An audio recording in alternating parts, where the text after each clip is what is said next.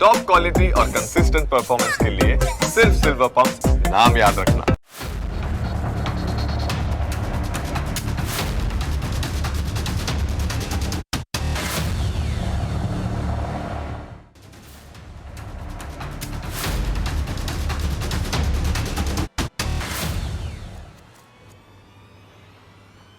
વર્ષો સુધી દિલ્હીની ઈવી એટલે કે ઇલેક્ટ્રિક વ્હીકલ પોલિસી જાણે એક જ જગ્યાએ અટકી ગઈ હતી.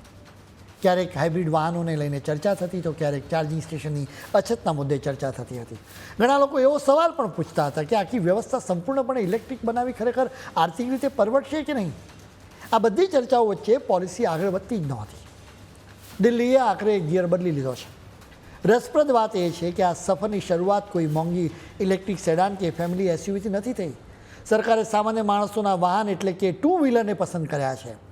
1 એપ્રિલ 2023 પછી દિલ્હીના રહેવાસીઓ કોઈ નવું પેટ્રોલથી ચાલતું ટુ વ્હીલર રજીસ્ટર કરાવી નહીં શકે.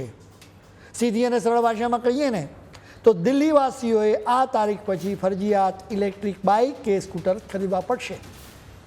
મુખ્યમંત્રી રેખા ગુપ્તાના નેતૃત્વ હેઠળની બીજેપી સરકારે 29મી જૂને ઈવી પોલિસીની જાહેરાત કરી. બસ ત્યારથી આ પોલિસીની ચર્ચા થઈ રહી છે. સરકારનું લક્ષ્ય સ્પષ્ટ છે કે 31 માર્ચ 2030 સુધીમાં દિલ્હીના કુલ વાહનોમાંથી ઓછામાં ઓછા 30% વાહનો ઇલેક્ટ્રિક હોય.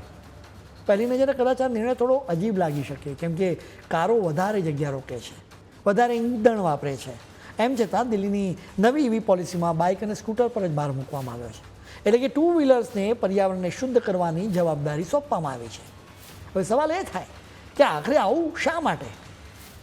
વાત એમ છે એ ઇલેક્ટ્રિક કારને ચાર્જ કરવા માટે ઠેર ઠેર પબ્લિક ચાર્જિંગ સ્ટેશનો જોઈએ. કાર મોટાભાગે લાંબી મુસાફરી માટે વપરાય, એની બેટરી મોટી હોય અને ચાર્જ થવામાં સમય પણ વધારે લાગે છે. કમર્શિયલ વાહનોની તો માથાકૂટ વધી એનાથી વધારે છે, કારણ કે તેમનો ધંધો ચાલુ રાખવા માટે કાં તો ફાસ્ટ ચાર્જિંગ જોઈએ અથવા તો ફટાફટ બેટરી બદલાઈ જાય તેવું સ્વેપિંગ નેટવર્ક જોઈએ. પણ ટુ વ્હીલરની વાત એકદમ અલગ છે. દિલ્હીમાં મોટાભાગના મોટરસાઇકલ અને સ્કૂટર રોજબરોજના ટૂંકા અંતરના પ્રવાસ માટે જ દોડે છે. આ વાહનોની બેટરી એકદમ નાની હોય છે, જેને ઘણીવાર તો સરળતાથી બહાર કાઢીને ઘરમાં કે ઓફિસમાં પણ ચાર્જ કરી શકાય છે. રાત્રે સૂતી વખતે ઘરમાં જે સામાન્ય સોકેટ હોય તેમાં પ્લગ ભરાવી દો એટલે સવાર સુધીમાં તો સ્કૂટર દોડવા માટે તૈયાર થઈ જાય. મોટા વાહનોની સરખામણીમાં ટુ વ્હીલર માટે બેટરી સ્વેપિંગ એટલે કે ખાલી બેટરી આપીને ભરેલી બેટરી લેવાનું કામ ખૂબ જ સરળ અને સસ્તું છે. નવી દિલ્હી જેવા મોટા શહેરોમાં બેટરી સ્વેપિંગ સ્ટેશન ઝડપથી વધી રહ્યા છે. તેના કારણે ઇલેક્ટ્રિક સ્કૂટરનો ઉપયોગ હવે રોજિંદા જીવનમાં વધુ સરળ બન્યો છે. એમાં ક્વિક કોમર્સ અને સામાનની ડિલિવરી કરતી કંપનીઓના કારણે માર્કેટમાં ઇલેક્ટ્રિક ટુ વ્હીલર્સની ડિમાન્ડ રોકેટની ગતિ વધી છે.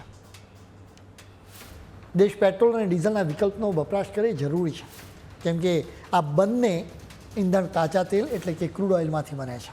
ઈરાનના યુદ્ધના લીધે ક્રૂડ ઓઇલનું સંકટ થયું તો એની અસર આપણી અર્થવ્યવસ્થાને પણ પડી. એટલે જ ઈવી વાહનોથી આપણા અર્થતંત્ર અને પર્યાવરણ બંનેને ફાયદો છે. એટલે જ દિલ્હીની જેમ બીજા રાજ્યો પણ આવી પોલિસી લાવે એ જ સમયની માંગ છે.